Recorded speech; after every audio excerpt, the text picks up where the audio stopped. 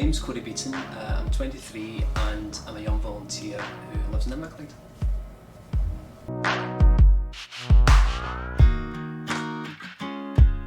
So I started out volunteering when I was about 14 or 15. I became a member of the Scottish Youth Parliament for Inverclyde.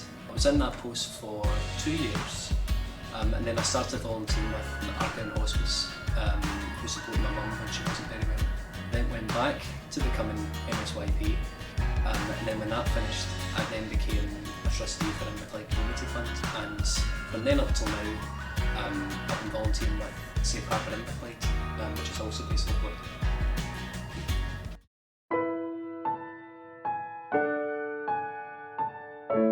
Volunteering, I think, is something that's very fulfilling. You know, you're able to give back to the community that you've lived in all your life in different kind of ways. With the Youth Parliament through representation, with ICF it was through grant giving, with Safe Harbour it's supporting those in a community who have mental health issues. And through that you just meet incredible people each step of the way, building a bit of confidence, good way to communicate as well, and it's just overall a great way to get involved if you want to.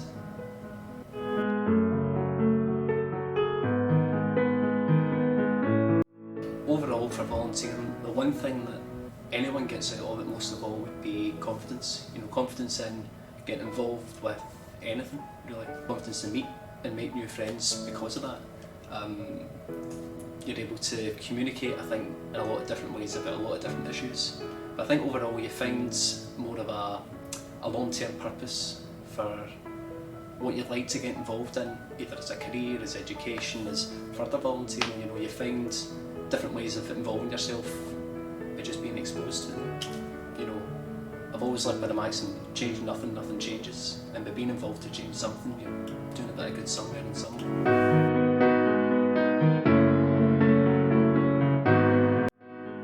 Absolutely. I think when I started out volunteering with Safe Harbour, you're meeting people who come from a background that's a bit unfamiliar to you, because you get to know them and you learn to interact with them and relate to them in a way. You're then building those skills which, you know, confidence, interpersonal skills, being able to just meet new people, and through that volunteering role I then managed to get a paid position with Safe Harbour. On top of that, and the fact that I'm studying law as well is pointing me in the direction I'd like to go in, and those skills I hope are then transferable across to make that role and those skills just as fulfilling, and make an impact in a different sort of way. And it all feeds back, I think, to volunteering and the skills you develop there.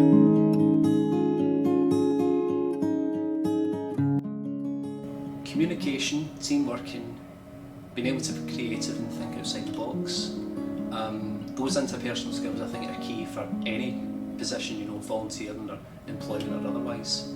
And being able to take them to then sell yourself as a candidate for a job, and you've got the experience in either one volunteering role or a few, it shows that you have that kind of track record of being involved and committing to something to get a bit of work done, which I think most employers would look very highly on, certainly from my experiences anyway.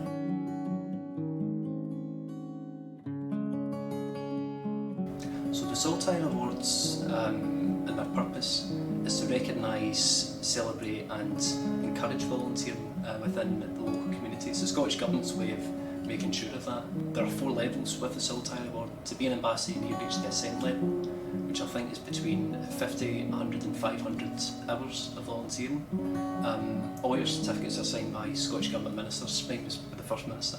By being a Saltire ambassador, you are promoting volunteering within our community as, I don't want to say a role model in that sense, but you're showing that volunteering does lead to benefits, and those benefits are then transferable across different roles that you're involved in. I got mine from CBS Inverclyde and also Argyle Hospice for the work I've done with them in the past.